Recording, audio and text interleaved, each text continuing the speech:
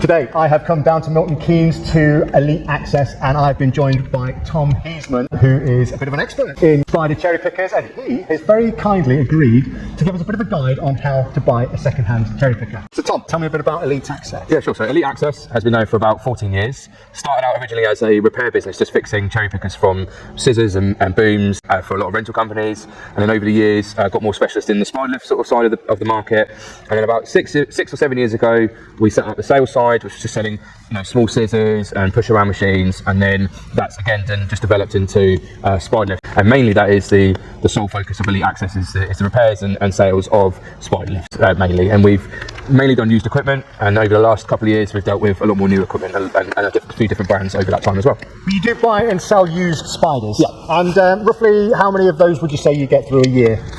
So it changes every year, but certainly in the last 4 years there's been a massive growth because a lot more tree surgeons, especially that sort of market, is now starting to use a lot more spider lifts in their market. Our market has been mainly tree surgery, so we were going from sort of like 30 to 40 machines a year, and now this year we've sort of surpassed 50, 60. Last year we ended the year on about 50 used spider lifts, and this year we should hopefully finish around about 70 used and some new spider lifts as well. Wow, okay, so there's a decent market in the UK currently for used spiders. Yeah. And I imagine there are quite a few people who have never bought a spider lift before. No. Could you explain to anyone watching who might be interested in buying a machine, what is the most important thing when looking for a used spider machine? Yeah, a lot of people think that they can buy a spider lift with a budget of about 20 grand, and for most people, yeah, you can, and a lot of people may have machines that have been well looked after, that are getting sort of the 15 to 20 year old mark, and you've got to think that they're probably more like end of life. So if you want to get started and you have that sort of lower end budget, then yes, you may get yourself a spider lift, but just keep in mind that that's probably getting closer to the end of life. Whereas if you had a larger budget, then you can get something a bit younger, and it's going to be probably a little bit more reliable, and then at the same time will still have a good amount of value for your business. Because at the end of the day, if you buy something that's cheap, it's probably going to be less reliable, probably going to cost you more in terms of repairs and keeping the upkeep,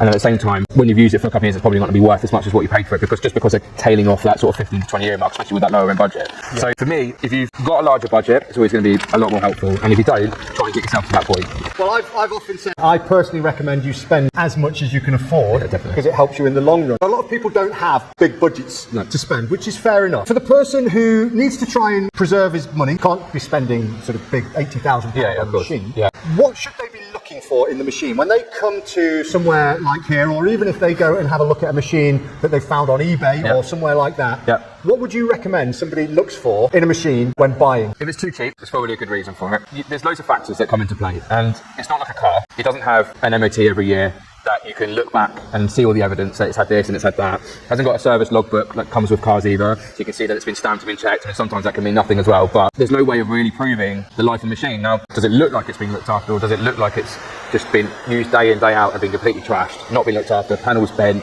There's certain things about a machine that we see that the person's taking complete pride in it, or they haven't. Definitely look at the major components. So your cage, any kind of boom component, your outriggers, especially on a spider lift, and obviously rams, make sure they're not leaking, make sure that they've not got dinks in the rods and things like that, because that will cause leaks. And these are all the things that will not necessarily cause you a big problem, but are going to cost you a lot of money to repair it.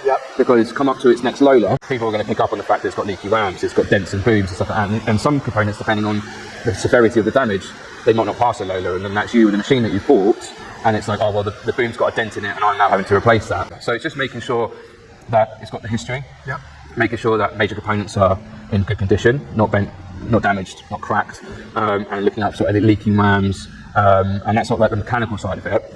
The next biggest thing is actually make sure it works. Right, so get in and test it. Got to test it. It's key that you test that machine and make sure it works exactly how it should do, and do the things that it's meant to do. Like the cage should not lift without the legs down, for example. Things can be bypassed really easily. Will it let me tell you all the way out? Will it let me lift this lower section? Will it let me slew left and right? You've got to make sure all those things work.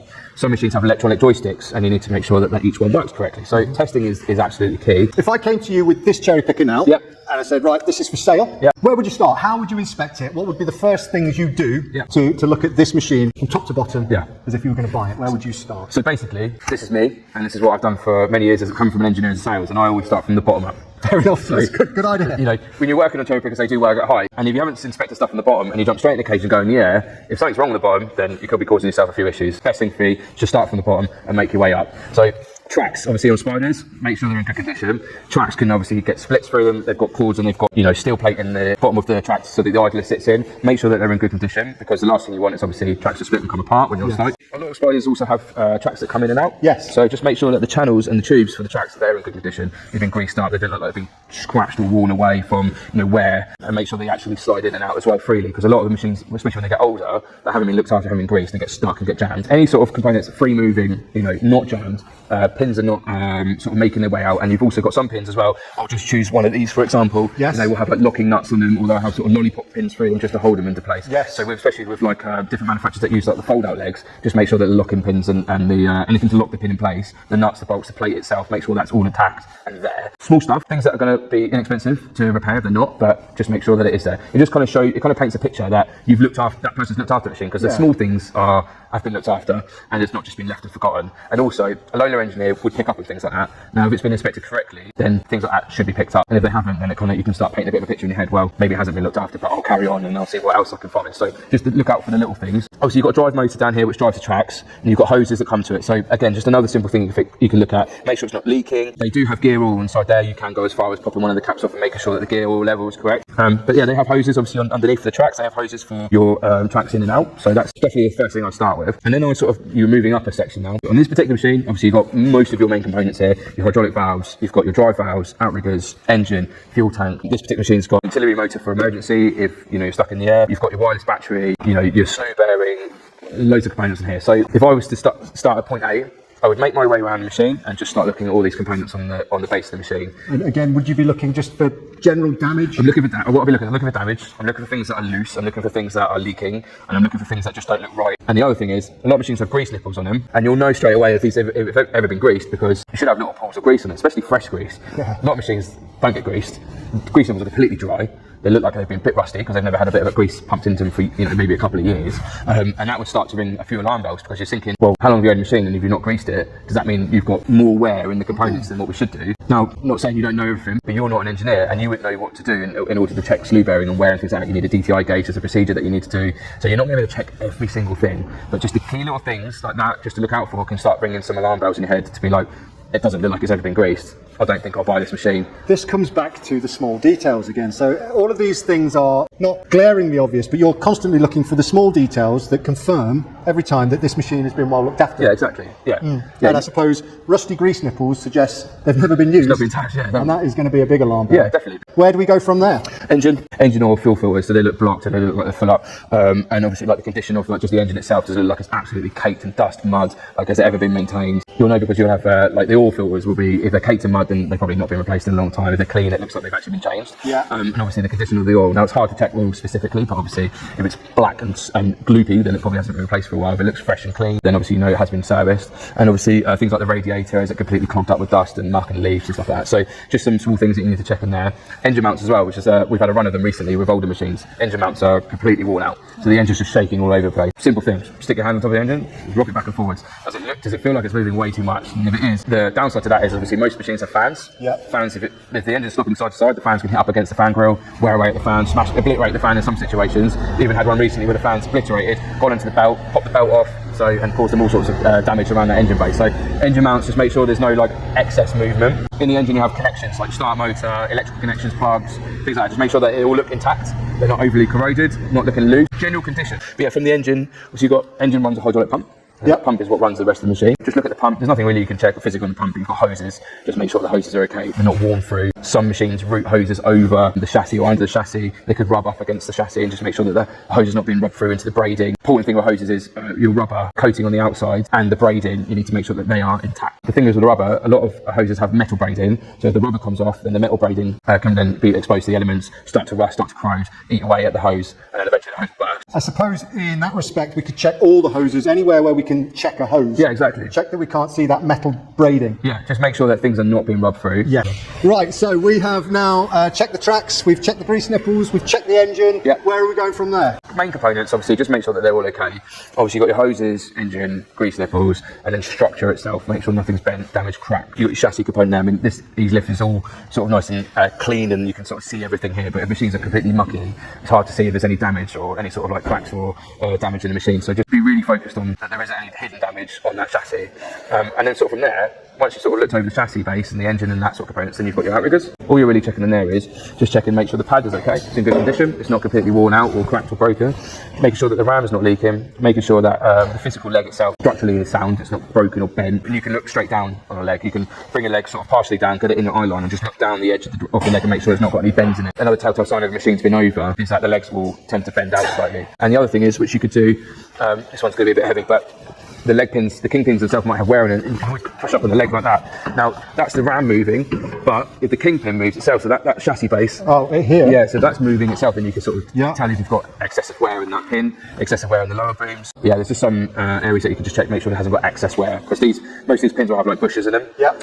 And bushes will wear out over time. So they end up going a bit oval shaped, don't they? They can do, yeah, some can do, yeah, so that's really gone. So by that point, if it's starting to go oval shaped, then it hasn't been looked after at all, because they should never get to that stage where the pin is now rubbing into the metal. But yeah, so you just look out for things like that. And the other thing is that if the legs are up and they're in their folded position, then look behind the leg. Does it look like the leg's been pushed into the side of the boom or inside of the machine? But one of the telltale things is if the machine's been over on the side of, like, say, the power track where all the hoses are, the legs tend to push into that power track, and you'll get two really precise marks. One here and one here, where the legs have been jammed into. It doesn't always mean that that's happened. Sometimes the machines can be lowered but slightly over to the one side, and the legs are folded up and they've just hit into it. Yeah. You can kind of tell the difference. You can see a slight scratch or a big dent. Now, a big dent's going to say probably landed that machine over on one side and it's put some dents in the side of the machine. Now, what we're going to be looking at is just looking at the main sort of structures for the boom. So it's everything that you've already checked on the ground. You're just looking for the exact same things put on the booms. You're just looking for making sure that the pins are in their place, the locking pins or the nuts are in their place, not loose, not come out, and you're just looking for damage. You're checking the hoses and you're checking any sort of looms and wiring looms that go up and through the booms to the cage. Some machines have lots of sensors, some machines don't have many sensors. There's nothing really that you can do to check the actual sensor itself, but just make sure that it looks like it's fixed on correctly, make sure that the cables look like they're attached on correctly, and make sure there's no sort of damage around it or damage on the cables.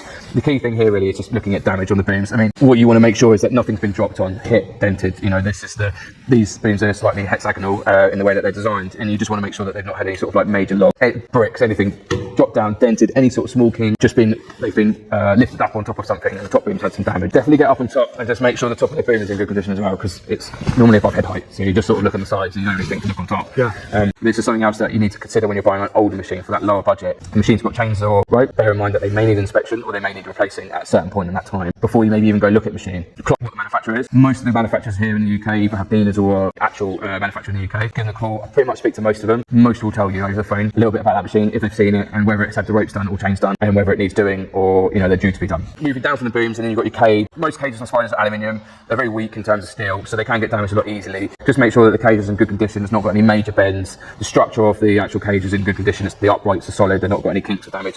Yeah, I mean, from that perspective, you've kind of done as much inspection as you can. Now it just rolls into actually making sure it works. And obviously, some machines have functions that you can use on the ground. Some machines have one joystick to function the whole machine, and it's just making sure that does every single thing work. So does the Outriggers auto level? Can you operate each leg individually? Some machines might have that feature. Some machines might not have that feature. Will it track backwards or forwards? Does the 2 speeds work or the 3 speeds work? Will it track slow? Will it track fast? Then you jump from checking the base to checking the boom functions. Will they lift? I would normally say let's just send it full height. You'll know straight away if something's not right, if something's going off kilter, if it's maybe been over but a boom's gone slightly bent. You can get it full height. You can kind of look at the machine. Is it leaning over to one side? Is that normal? Probably not normal. And you can kind of get a picture in your mind like, well, this doesn't look right. And if its pins are seized or creaking or it's not been greased again, does it make a horrific noise as it starts to lift up in the air? Is that because the pins have never been greased? So some things you can start to check as you're inspecting the machine as it's going up in the air. And once you're sort of confident that it all works on the ground, then jump in the basket and make sure the platform controls work. Right, so 30 seconds. What are we looking at in the machine? Quick fire. Yep. Yeah. Damage. Hoses, engine condition. Has it been greased? Are the tracks in good condition? Does it work? Have you got any history of the machine? Is it in Lola?